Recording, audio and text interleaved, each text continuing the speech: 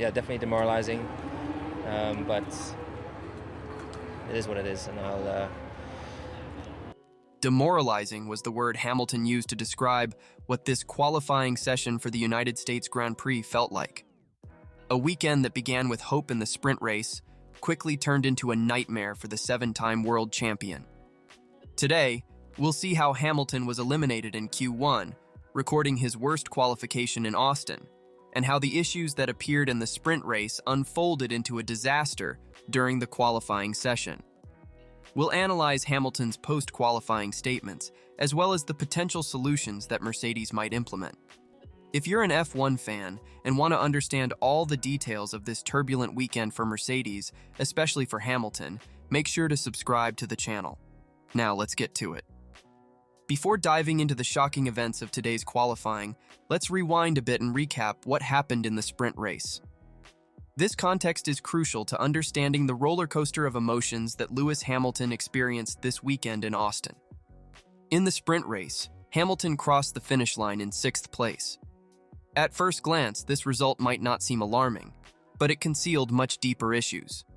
After the race, the British driver revealed that he faced difficulties right from the start, specifically from the formation lap.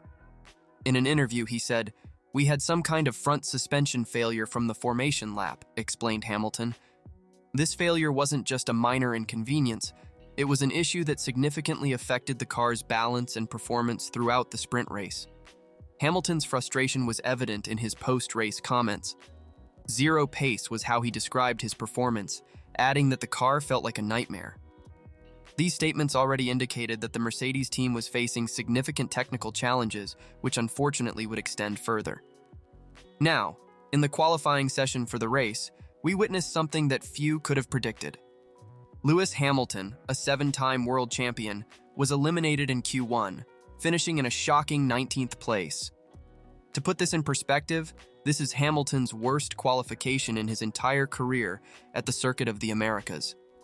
Besides the poorly resolved suspension issue, Hamilton made a mistake at turn 12.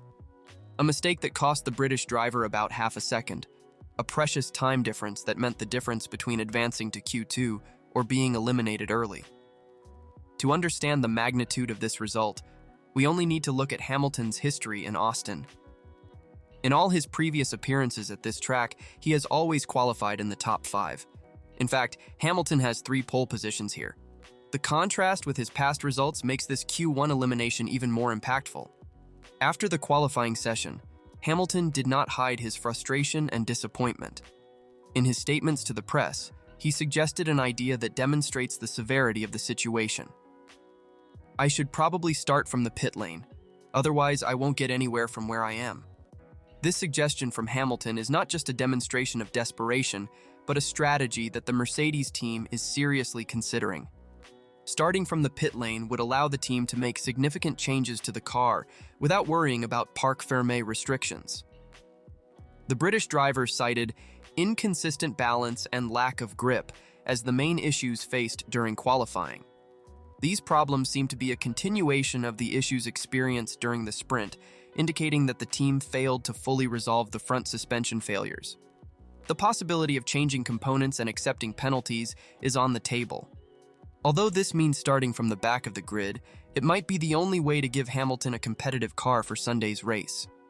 The Mercedes team faces a dilemma: risk drastic changes and potentially improve performance, or maintain the status quo and hope that race conditions are more favorable. Despite the challenging scenario, there's a spark of hope in Hamilton's words. He and the team still believe they can improve their performance for the main race. Hamilton's resilience and ability to overcome challenges will be put to the test once again on a track where he has achieved so many memorable victories. As we approach Sunday's race, all eyes will be on the Mercedes garage. The world of Formula One is eagerly waiting to see how Hamilton and Mercedes will respond to this unexpected challenge on American soil. While Hamilton faced his worst qualifying in Austin, his teammate, George Russell, experienced a completely different reality. Russell managed to qualify in an impressive 2nd place for the sprint race, showing that the Mercedes car had the potential for high-level performances. This discrepancy in performance between the two drivers from the same team raises intriguing questions. How can two theoretically identical cars behave so differently? The answer, as often happens in F1, lies in the details. Russell faced issues with front tire wear, while Hamilton struggled with rear tire problems. To make things worse, Russell went off the track and crashed during his last lap in Q3, causing significant damage to the car. This difference in challenges faced by each driver suggests that, despite being on the same team, the cars behaved in fundamentally different ways. In his post-race statements, Russell expressed his own confusion about the situation, saying, "I spoke with Lewis and he had the exact opposite problem. His rear tires were gone, so clearly we need to understand something." This statement reveals that even within the Mercedes team, there is some perplexity about the reasons behind these performance differences. The team's confusion about the divergent issues faced by their drivers adds an extra layer of complexity to the challenge Mercedes faces. It's not just a matter of solving a specific problem, but understanding why two cars from the same team are behaving so differently. Looking ahead to the immediate future, Hamilton and Mercedes face significant challenges for Sunday's race. Starting from the back of the grid, or possibly from the pit lane, the race strategy will need to be completely rethought. One of the possible strategies for recovery in the race could involve an aggressive approach in terms of pit stops and tire choices. Hamilton might opt for a strategy that is out of sync with the rest of the pack, looking for clean track space to maximize the car's pace. Meanwhile, Russell will have to hope the team repairs his car in time. He starts from 6th, so he'll need performance.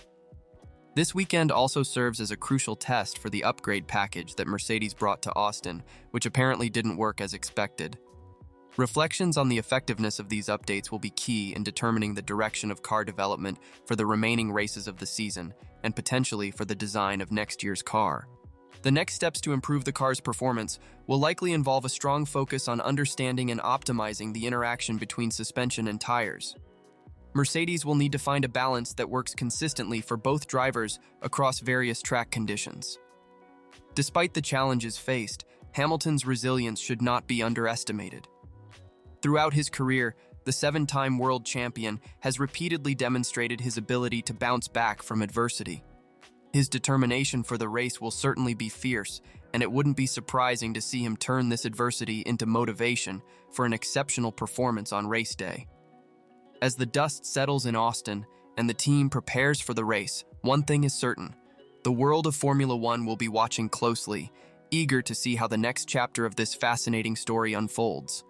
Hamilton may be facing one of his greatest challenges, but as history has repeatedly shown us, it's in these moments that true champions shine brightest. Thank you for watching, and see you next time.